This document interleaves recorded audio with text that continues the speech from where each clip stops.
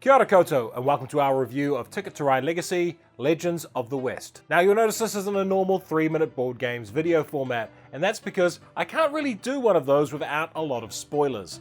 And the publishers have kindly asked us not to do a whole bunch of spoilers in these reviews. So what we're going to do here instead is a spoiler-free review. Well, at least as spoiler-free as I can make a review when I'm actually talking about a game. That game, in fact, the one that's blurred on the table, because I can't really even show you its final form. Now, I don't play a lot of Legacy games, so I asked my patrons for help on what questions they would want answered about a Legacy game they were interested in. So this review is basically answering Dinah's questions from my Patreon. And she wanted to know the following things. How solid a game is it mechanically, apart from the Legacy element? So the core of this game is Ticket to Ride, and that remains largely unchanged. You'll be collecting sets of cards and building routes on the game board, in an attempt to complete tickets and score points, and incomplete tickets subtract from your points. The big difference here is you do not score each route when you place it, instead you get bonus money at the end of the game for how few cars you have left. Each player represents one train company, and you keep the same player color throughout the course of the Legacy game.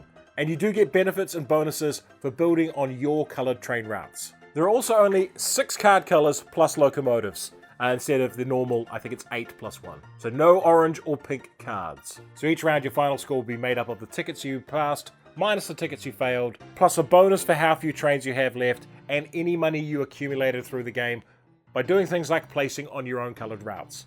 Now as the game progresses, there will be more and more ways to score points. But each round, the winner is the player who scored the most points. How fun is the Legacy element and the overall play mood? Now, just to clarify, I have played 11 of the 12 games. We didn't quite get it finished in time, but I have seen enough of the game to, I think, fairly judge how it works. And I would say the Legacy elements are good, but there is a midpoint during the campaign where there's so many of them that have been introduced that the game becomes a bit unwieldy. But towards the end of the game, as some of those elements get locked off or finished off or finalized, the game tightens up again. So it's this kind of interesting bell curve of it starts very tight, then extra elements are added, but at some point the game gets a little flabby and unwieldy because there's so many extras floating around, so many different boxes you've opened, and so many extra little subsystems they've introduced, that it gets a little bit where you're like, oh, what is this rule, and do we track that and this and that, and you get a little bit overwhelmed. But yeah, we're in game 11, and I felt game 11 was one of the best so far because a lot of those little systems had been resolved. I almost feel like the pacing is too fast in some ways. They introduced too many systems too fast during that middle period of the game, and each of them could have had a little bit more time to shine and breathe.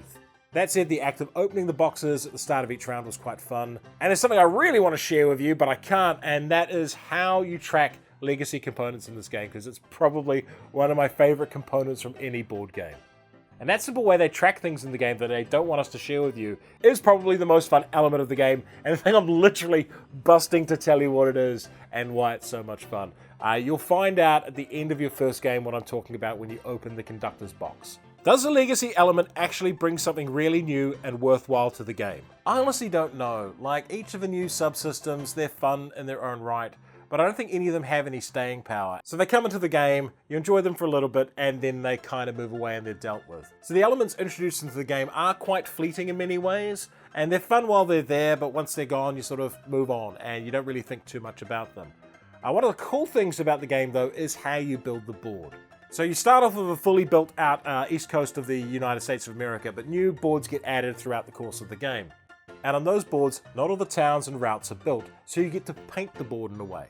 And every single group that plays this game will have different color junctions in different places, and different types of cities in different places. And I think creating your own Ticket to Ride board, that's probably the coolest part of this game.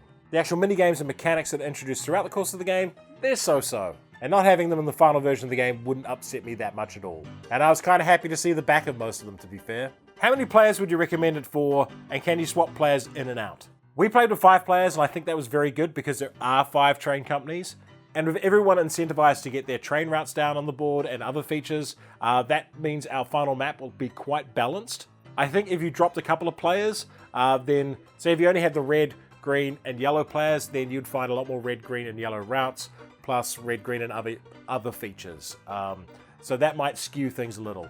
As for players dropping in and out, I don't see how that would work at all. As far as I can tell, we haven't done final scoring yet, but it looks like you're going to be scored for the total amount of points you accumulate throughout the course of the game and completing little objectives throughout as well. So if you're dropping out, there might be an in-game thing where you get extra points for dropping out, but I imagine dropping out and coming back in after a few games, you'd be like, what happened here? And you definitely, I don't think you would win if you missed out on a bunch of games. Especially if you missed out scoring some of the particularly lucrative mini-games. So it'd be my recommendation to play this with 4 or 5 players and to play it with the same 4 or 5 players. Or if people are swapping in and out, they take over someone else's company. How long do sessions really take? So we had a 5-player group and I managed my groups very tightly so the game moves along at quite a clip. And we did 2 full 8-hour sessions and got 11 games done. So for 16 hours gameplay with 5 players and a rapidly moving group, we got 11 out of 12 games done.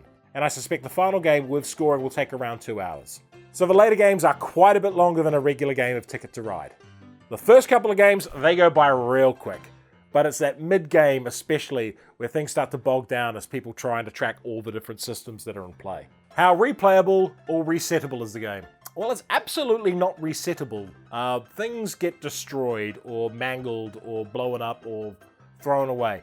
You can't play through the story again. That is done for. Not that there's really a great compelling story here, it's more a series of vignettes. There is a central villain sort of story arc in this, but it's not the best. And for the most part, you kind of ignore it and just treat it like one of the many little subsystems that are in the game. Now, whether you'd want to play the board when it's done, so this would be a final version of the game that you'd play, maybe. I can see the same group having fun playing this board once they're done. But ask yourself, how many times did you play your Pandemic Legacy board when you were done with that? Or how many times did you play Charterstone when you were done with that? If you have played Legacy games through, how many times have you played with that final board? Because if the answer is 0, you're probably not going to play with this one either. And if you're new to Legacy games, well, there's a good chance you'll get to the end of it, have this completed game, and maybe never touch it again.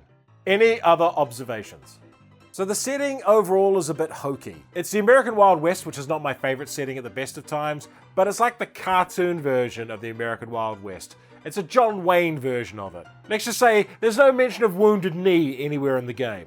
Which I get, they're aiming for a kid-friendly audience, but it does feel a little bit trite at times as well. And compared to Pandemic Legacy, which was a revolution when it came out, Ticket to Ride Legacy is a bit of an evolution. It's a solid enough game, but I don't think it's going to blow anyone's socks off. I think people will have a bunch of fun playing it, and then they'll put it away, and they'll largely forget about it. It's a game that's here for a good time, not for a long time.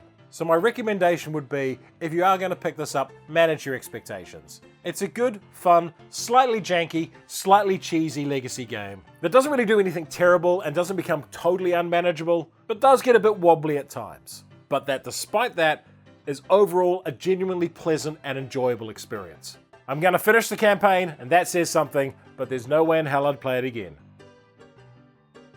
Alright, that concludes our Ticket to Ride Legacy review. 3 Minute Board Games does not do paid content. You can keep us independent by supporting us on Patreon. And if you enjoyed this video, hit the notification button, like, share, and subscribe to the channel. Ka kite ano. Take care.